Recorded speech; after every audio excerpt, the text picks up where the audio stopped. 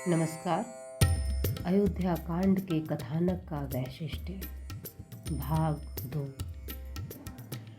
जैसा कि हम पहले संकेत कर चुके हैं कि अयोध्या कांड मानस का सर्वाधिक महत्वपूर्ण कांड है। मानव जीवन के विविध व्यापारों, जीवन की विभिन्न दशाओं, समाज के विभिन्न वर्गों की चारित्रिक विशेषताओं, राजनीतिक, सामाजिक, पारिवारिक, धार्मिक, सांस्कृतिक समस्याओं के विश्लेषण, मनोवैज्ञानिक शील निरूपण, बहुविवाह एवं अनमेल विवाह के परिणाम, मार्मिक स्थलों के सफल चित्रांकन, रस योजना, संवाद योजना, जीवन मूल्यों की स्थापना, नए प्रसंगों की उद्भावना तथा भाषा सौष्ठव की दृष्टि से यह कांड अद्वितीय है।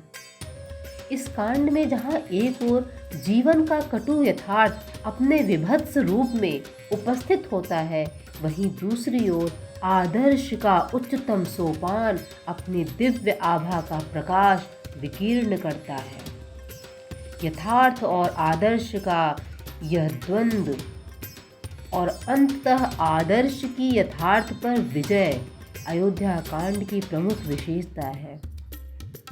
आदर्श और यथार्थ के इस द्वंद्व को प्रभावशाली बनाने के लिए गोस्वामी तुलसीदास ने जिस कलात्मक प्रतिभा का परिचय दिया है, पात्रों के शील निरूपण में जिस कल्पना शक्ति और अनुभूति की गहनता का प्रमाण दिया है, घटनाक्रम को जो व्यवस्थित स्वरूप प्रदान किया है तथा नवीन प्रसंगों की उद्भावना की है, उनके अद्भुत काव्य कौशल, रस सिद्ध प्रातिभ मनीषी तथा शंभु प्रसाद सुमति ही हुलसी का ज्वलंत प्रमाण है।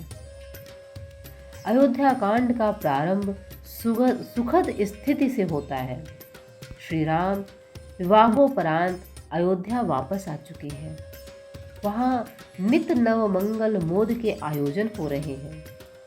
सुकृत मेघ के जल से रिधि सिद्धि संपत्ति की नदियां परिपूर्ण है। पूरा नगर विभूति संपन्न है। अब सबके हृदय में एक ही अभिलाषा है कि श्री राम का युवराज पद पर शीघ्र ही राज्याभिषेक हो जाए। महाराज दशरथ के मन में भी यही कामना है, किंतु वह निरंकुश शासक नहीं, इसलिए वह गुरु वशिष्ठ से आज्ञा लेते हैं तथा सभासदों से मंत्रणा करते हैं, तब राज्याभिषेक का निश्चय करते हैं। तत्काल वैदिक रीति से सुकृत्य संपादन हेतु व्यवस्था प्रारंभ हो जाती है।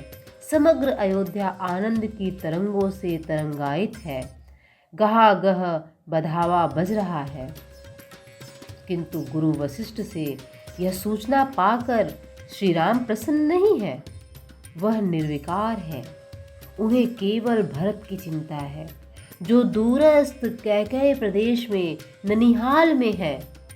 वह भरत से भेंट करने के लिए व्यग्र है और यहीं से कथा नया मोड़ लेती है। सुखद वातावरण में असीम दुख के मेघ मंडराने लगते हैं। देवताओं की प्रेरणा से सरस्वती से अभिशप्त मंथरा नगर की सजावट को देखकर उद्विग्न हो जाती है और राम तिलक का समाचार सुनकर विघ्न डालने के निमित्त कैकेयी को साधन बनाती है। वह बिलखती हुई कैकेयी के पास जाती है और बड़े ही मनोवैज्ञानिक ढंग से उन्हें राम विमुख करने का प्रयास करती है। प्रारंभ में कैकेयी पर उसके वचनों का कोई प्रभाव नहीं पड़ता है और वह काने खोरे कुबेर कुटिल कुचाली कहकर उसकी भर्त्सना करती है, किंतु मंथरा निराश नहीं होती है। नारी मनोविज्ञान का सहारा लेकर दो पूर्ववर्ती वरदानों, जो धाती रूप में सुरक्षित थे, उनकी स्मृति दिलाकर उन्हें कोप भवन भेज देती है। सायंकाल प्रसन्न वदन राजा दशरथ राम राज्याभिषेक का सुसंवाद सुनाने के निमित्त कैकेयी भवन जाते हैं, किंतु वहां के दृश्य को देखकर सहम जाते हैं। यही नहीं, नीति निपुण सम्राट नारी चरित्र के अथाह सागर में डूब जाते हैं। कैकेयी के समक्ष उनकी सारी अनुनय विनय याचना रुदन निरर्थक सिद्ध होते हैं। अंततः श्री राम को सीता लक्ष्मण के साथ तापस वेश विशेष उदासी रूप में 14 वर्षों के लिए वन जाना पड़ता है। इस प्रसंग में 3 बातें विशेष रूप से उभर कर आई हैं: नारी मनोविज्ञान, बहुविवाह एवं अनमेल विवाह का दुष्परिणाम तथा श्री राम कौशल्या दशरथ कैकेयी आदि का शील निरूपण। कैकेयी के निकट पहुंचकर मंथरा पहले कुछ कहती नहीं है, केवल नारी चरित्र के अनुरूप आंसू बहाती है। कैकेयी के बार बार पूछने पर भी वह मौन रहकर केवल आहें भरती है। तब कैकेयी भयभीत हो जाती है। उसे संदेह हो जाता है कि कोई महान अनिष्टकारी घटना घटी है। अंततः वह विस्फोट करती है कि तुम्हें कुछ पता है? पुत्र विदेश में है, तुम्हें चिंता नहीं? तुम्हें पति प्रेम पर विश्वास है?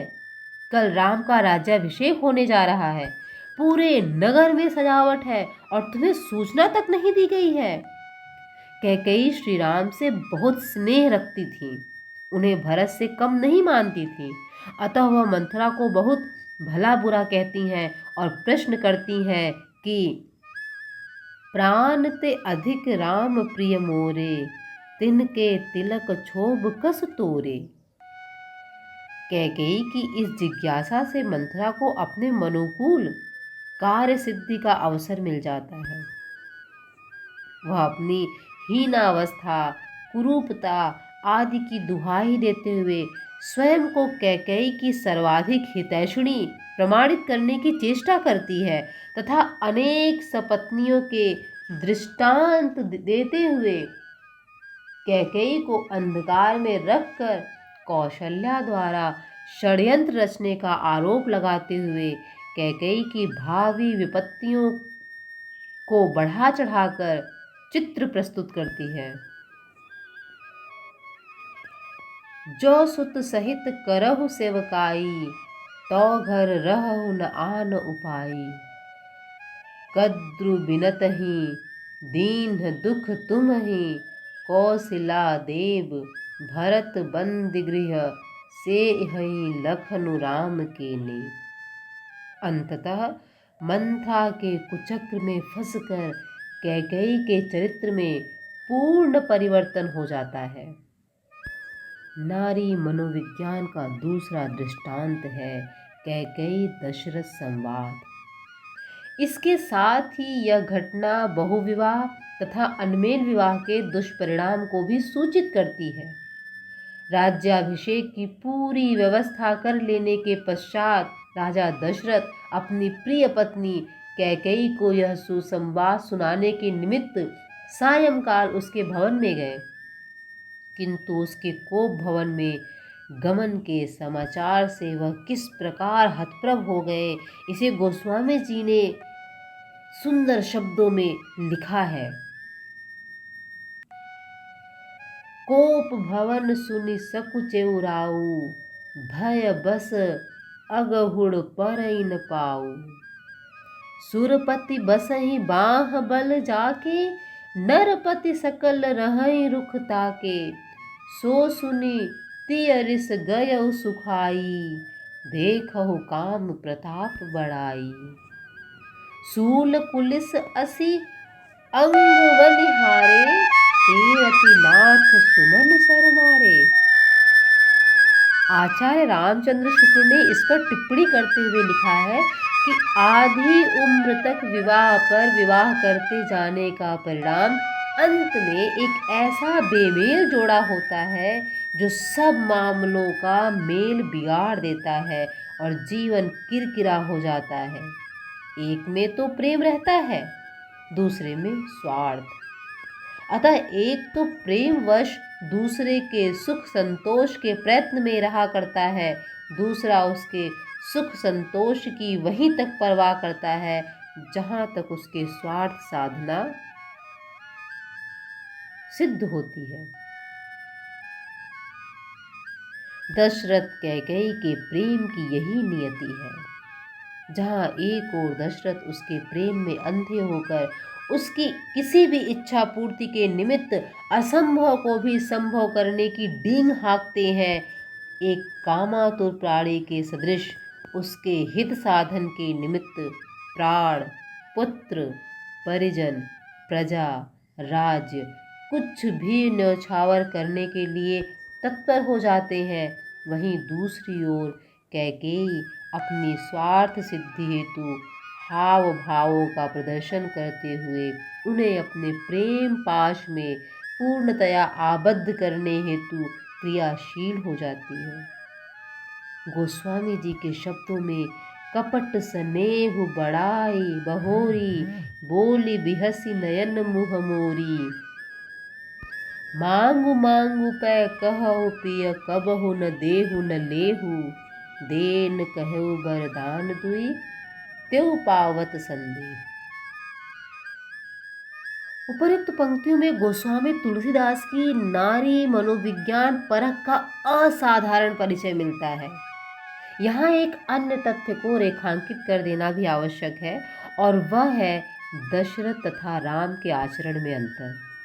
जहाँ एक ओर एक वृद्ध पति अपनी युवा पत्नी के कपट स्नेह में बंधकर अपने निरपराध और प्राणाधिक पुत्र को निर्वासित करने के लिए तत्पर हो जाता है, वहीं दूसरी ओर श्री राम अपनी प्रजा के संतोष के लिए अपनी प्राण प्रिया और निरपराध पत्नी को निर्वासित कर देते हैं।